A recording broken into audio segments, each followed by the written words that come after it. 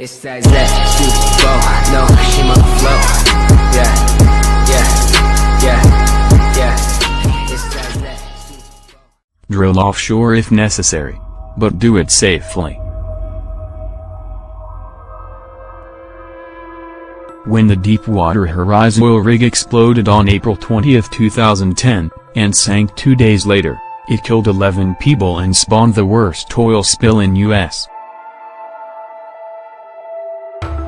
history, gushing 200 million gallons of crude into the Gulf of Mexico. Thousands of sea turtles and dolphins and perhaps 1 million birds perished. States lost an estimated $23 billion in tourism-related dollars. A blue ribbon, nonpartisan commission of experts investigating the disaster found systemic oil industry failures. The primary culprits included BP, which leased the Deepwater Horizon, Transocean, which owned the rig, and Halliburton, which provided the unstable cement sealant that led to the breakdown. Now the Trump administration, in its rush to reverse Obama-era regulations, wants to roll back the very safeguards put into place following the Commission's recommendations. At the same time it is seeking to expand offshore drilling. Scott Nguyen, director of the Federal Bureau responsible for enforcement and a longtime Gulf Coast oil industry advocate, told The Wall Street Journal, "I don't believe there was evidence. The cause of the Deepwater disaster was a systemic problem." So much for the conclusions of the 400-page examination. According to the journal, Nguyen would eliminate a requirement that certified, third-party auditors inspect equipment like the blowout preventer that failed on the Deepwater Horizon, and relax rules for streaming real-time oil production data to federal regulators.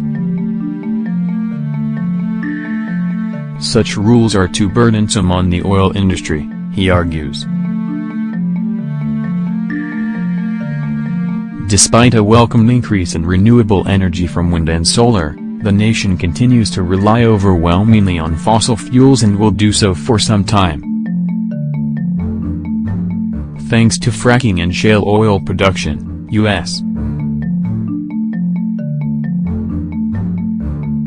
energy independence is tantalizingly close, though nearly 20% of net imports still flow from unstable areas of the world such as the Middle East.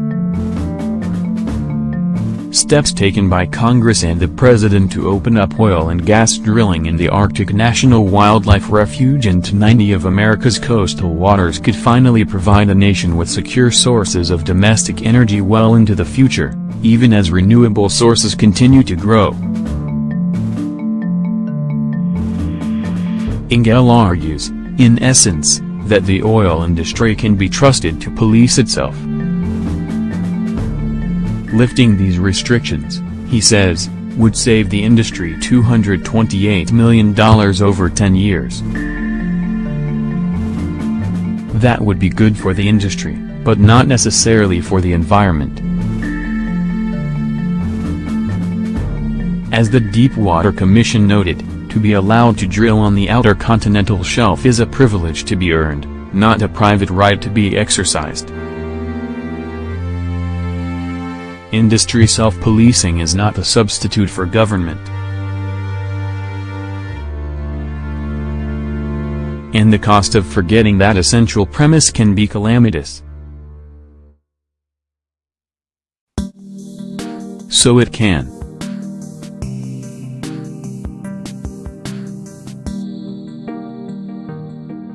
Two decades before the Deepwater Horizon disaster, the Exxon Valdez oil tanker struck a reef in 1989, befouling Alaska's pristine Bristol Bay. New environmental regulations followed.